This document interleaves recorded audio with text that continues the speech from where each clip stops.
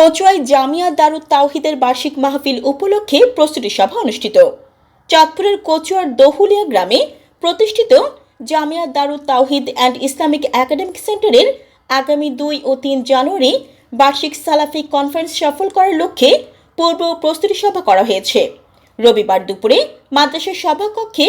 জামিয়া দারুত তাওহিদ ও ইসলামিক সেন্টারের সাধারণ সম্পাদক মোহাম্মদ দুলাল মিয়ার সভাপতিত্বে 2 দিনব্যাপী মাহফিলের সকলের অংশগ্রহণের মাধ্যমে সফলতা কামনা করে বক্তব্য প্রদান করেন মাদ্রাসার প্রতিষ্ঠাতা ও পরিচালক মোহাম্মদ জামাল হোসেন সোহান। অন্যান্যদের মধ্যে বক্তব্য রাখেন চাঁদপুর মোসাব বিন ওমর রাদিয়াল্লাহু আনহু মসজিদ ও মাদ্রাসা কমপ্লেক্সের অধ্যক্ষ মোহাম্মদ রেজাউল করিম ও সেক্রেটারি মুজিবুর রহমান,